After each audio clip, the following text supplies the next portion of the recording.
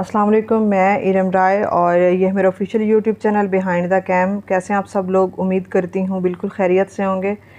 रमज़ानुल मुबारक का महीना था तो मेरा दिल ही नहीं चाह रहा था कि मैं कोई जो है वो बनाऊँ वीडियो, क्योंकि मेरा था कि चले इबादत का महीना है तो इबादत करते हैं, और सियासी वीडियो बनाने का तो बिल्कुल भी मेरा दिल नहीं चाह रहा था।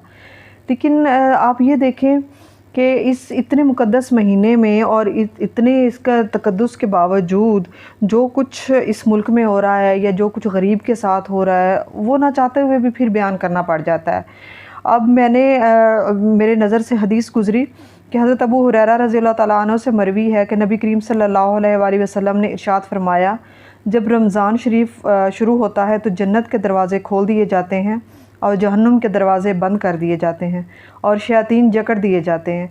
अब मुझे ये नहीं समझ आती कि जब शयातीन जकड़ चुके हैं तो फिर वो कौन है जो हमारे बीच में रहकर ग्रां फरोशी कर रहा है, तो फिर वो कौन है जो हमारे ही बीच रहकर ज़ख़ीरा अंदोज़ी कर रहा है, वो कौन है जो हमारे ही बीच रहकर गरीब आवाम का खून निचोड़ रहा है, उसकी हड्डियों से गोदा तक निकाल रहा है। मैंने पिछले दिनों एक स्कीम देखी, बड़ी ज़बरदस्त थी वैसे वो जो फ्रूट का बाइकॉट वाली थी, लेकिन मुझे एक बात की समझ नहीं आई है कि आप ये बात ठीक है कि ज़ाहिर सी बात है जिसकी जितनी पहुंच है वो उतनी करप्शन भी करता है, जिसकी जितनी पहुंच है वो उसके मुताबिक महंगाई भी करता है, जिसकी जितनी पहुंच है वो उसके मुताबिक ग्रां फरोशी भी करता है। लेकिन मुझे ये नहीं समझ आई कि वो रेडी बान जो है वो उसके पास कौन सी ज़मीन है जिसमें वो फल उगा रहा है और वो मुफ्त में उगा रहा है, और फिर वो मंडियों तक उसकी रसाई मुफ्त में है कि वो मुफ्त मंडियों तक लेके आता है, या फिर बाज़ारों तक जब वो लाता है तो वो मुफ्त में लेकर आता है।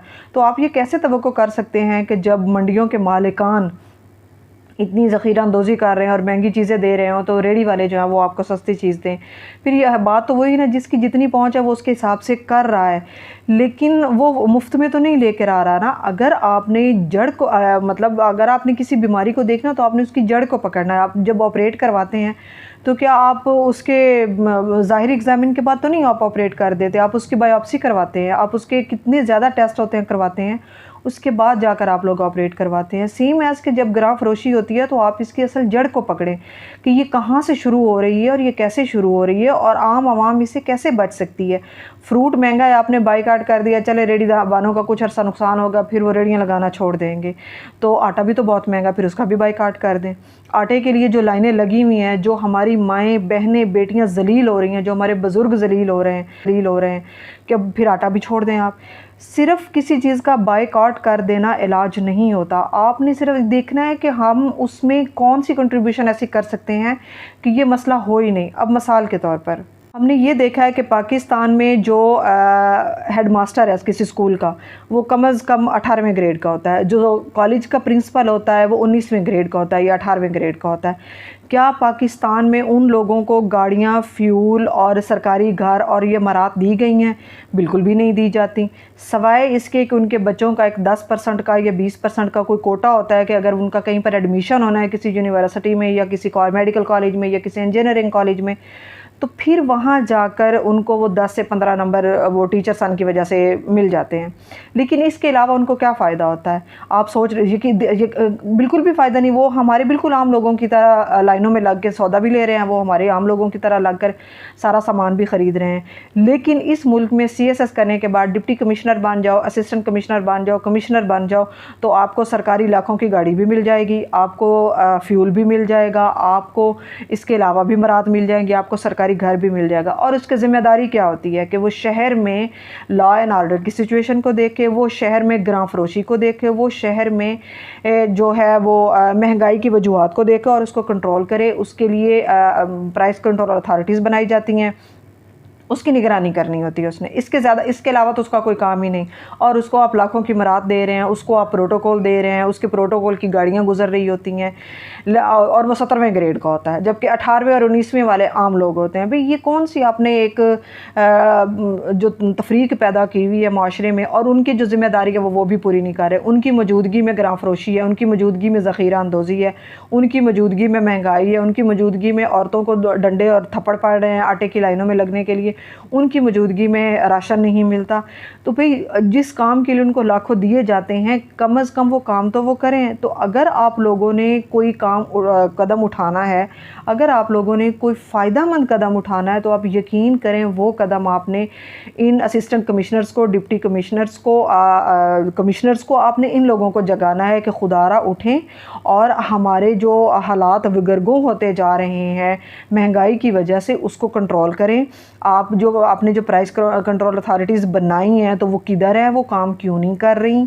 आप लोगों ने जो रेट लिस्ट दी है उसकी इम्प्लीमेंटेशन किसने करनी है, कैसे करनी है, वो काम आपने करना है। आप खाली बाइकआउट करके तो आप किसी गरीब का मज़ीद चूल्हा तो बंद कर सकते हैं, लेकिन आप उसका फ़ायदा नहीं कर सकते। मैं अभी सब्ज़ियाँ, फ्रूट और चिकन लेकर आ रही हूँ, तो लोग मतलब ऐसे हाथ फैलाए खड़े हैं और कोई उनका परेशान हाल नहीं। और वहाँ पर आपको कोई ना तो प्राइस कंट्रोल अथॉरिटी मिल रही है, ना वहाँ पर आपको कोई डिप्टी कमिश्नर मिल रहा है, और लाखों की वो मरात ले रहे हैं।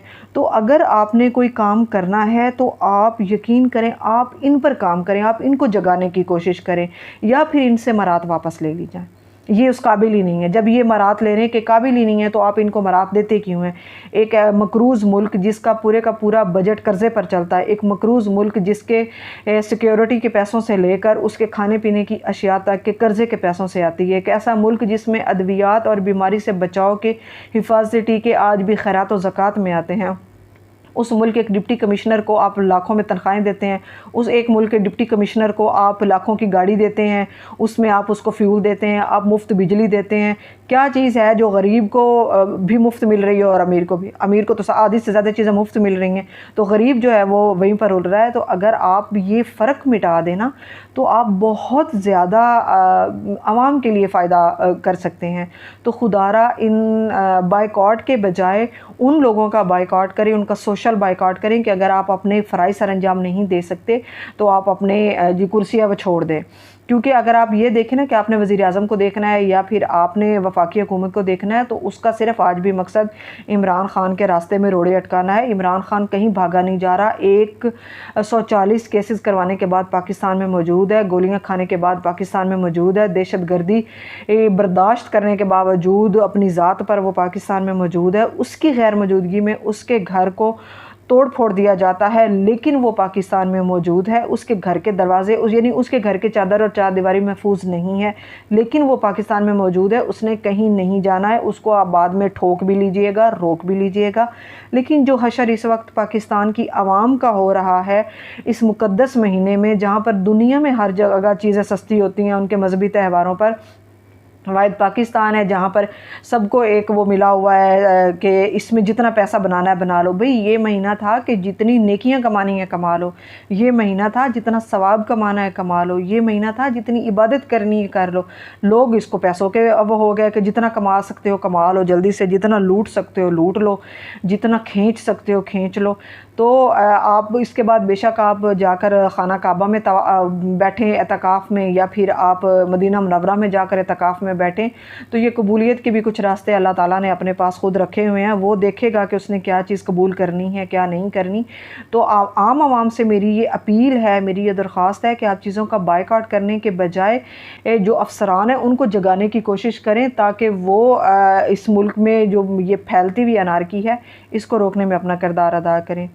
अल्लाह ताला आपके गुनाहों को, हमारे गुनाहों को माफ़ फरमाए। अल्लाह ताला हमें इबादत करने की तौफ़ीक अता फ़रमाए। अल्लाह ताला हमें नेकियां कमाने की तौफ़ीक अता फ़रमाए। पैसा तो सारी ज़िंदगी इंसान कमाता ही रहता है। तो इजाज़त दीजिए। अल्लाह हाफ़िज़। पाकिस्तान पाइंदा।